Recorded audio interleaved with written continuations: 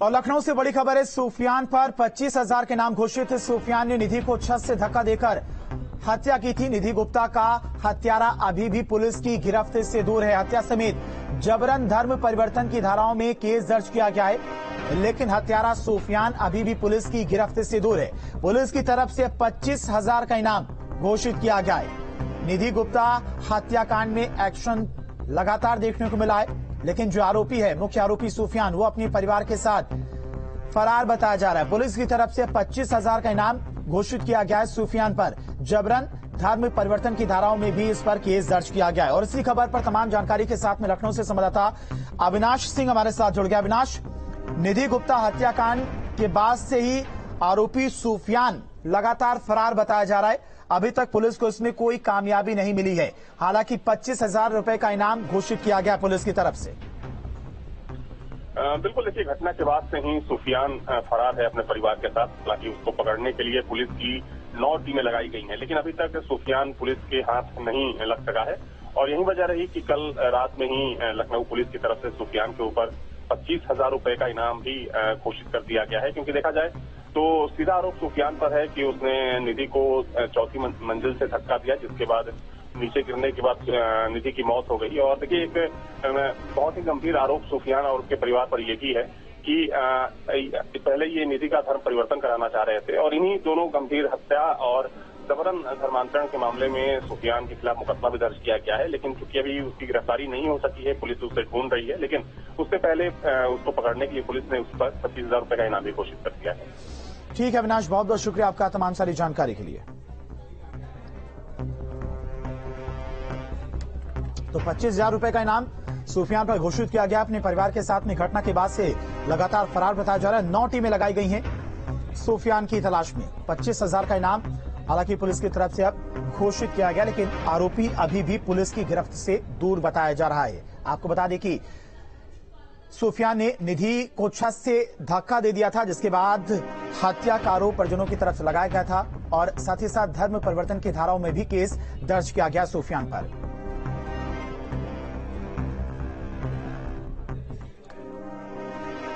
और दिल्ली की श्रद्धा murder case और लखनऊ के निधि हत्याकांड को लेकर इंसाफ की मांग तेज होती जा रही है। दिल्ली पुलिस श्रद्धा हत्याकांड में सच की तह में जाने के लिए नार्को टेस्ट की तैयारी में है। माना जा रहा है कि नार्को टेस्ट में आरोपी आफताब सच उगलेगा और गुनाह की पूरी तस्वीर सामने आएगी। वहीं लखनऊ के दुबग्गा की डूडा कॉलोनी से सामने आए लव जिहाद केस में पुलिस के हाथ अभी भी खाली हैं। पुलिस ने आरोपी सूफियान पर 25,000 का इनाम घोषित कर दिया है। साथ ही उसकी फोटो भी पुलिस ने जारी की। सूफियान की तलाश में पुलिस जगह जगह छापेमारी कर रही है। तो ये 2 तस्वीरें हैं श्रद्धा और निधि की, जिनको इंसाफ दिलाने के लिए लोग अब सड़क पर उतरने लगे हैं, इंसाफ की मांग कर रहे हैं। लखनऊ की घटना की बात करें तो 25,000 की इनाम घोषित किया गया पुलिस की तरफ से। जो आरोपी सूफियान है वो भी पुलिस की गिरफ्त से दूर है।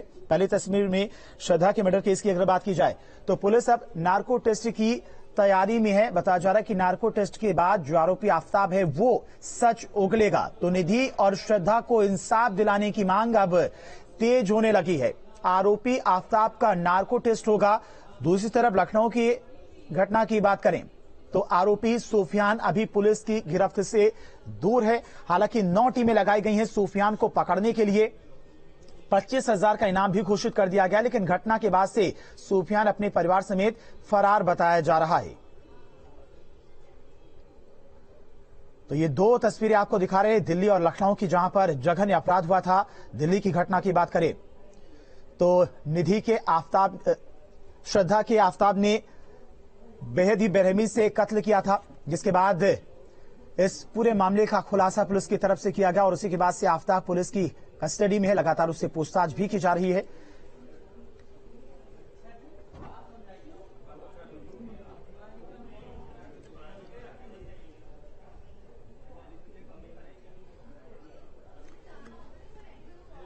तो श्रद्धा और निधि को इंसाफ दिलाने के लिए लोगों की तरफ से अब मांग तेज हो गई है।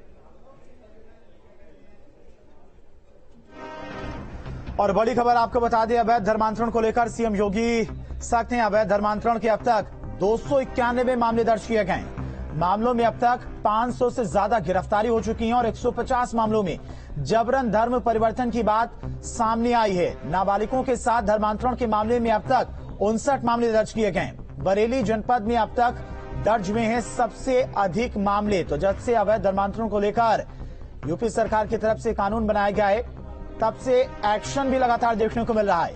अवैध धर्मांतरण के अब तक 291 मामले सामने आ चुके हैं, 500 से ज्यादा गिरफ्तारी हुई है और 150 मामलों में जबरन धर्म परिवर्तन की बात सामने आई है। नाबालिगों के धर्मांतरण के मामले में अब तक 59 मामले दर्ज किए गए हैं और सबसे ज्यादा मामले बरेली जनपद में दर्ज किए गए। तो अवैध धर्मांतरण के मामले में योगी सरकार सख्त दिखाई दे रही है। 150 मामले में जबरन धर्म परिवर्तन की बात अब तक सामने आई है। नाबालिगों के धर्मांतरण के मामले में अब तक 59 मामले दर्ज किए गए हैं और बरेली जनपद में अब तक सबसे अधिक मामले अवैध धर्मांतरण के दर्ज किए गए हैं। तो धर्मांतरण को लेकर सीएम योगी लगातार एक्शन में दिखाई दे रहे। उत्तर प्रदेश में अब तक 291 मामले दर्ज हुए हैं। धर्मांतरण कानून को लेकर अब तक 500 से ज्यादा गिरफ्तारी हुई है।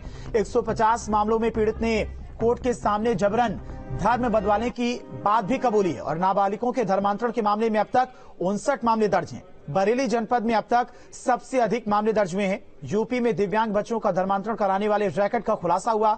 योगी सरकार लगातार धर्मांतरण को लेकर सख्ती के साथ पेश आ रही है। प्रदेश में 27 नवंबर 2020 से गैर कानूनी धार्मिक रूपांतरण निषेध कानून लागू हुआ और यूपी में धर्मांतरण कानून के तहत दोषी पाए जाने वाले व्यक्ति को अपराध की गंभीरता के आधार पर 10 साल की सजा भी हो सकती है और कानून में जुर्माने की राशि 15,000 से 50,000 तक है।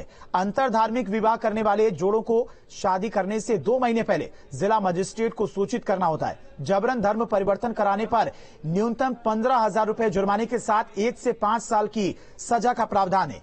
SC/ST समुदाय के नाबालिगों और महिलाओं के धर्मांतरण पर 3 से 10 साल की सजा का प्रावधान है।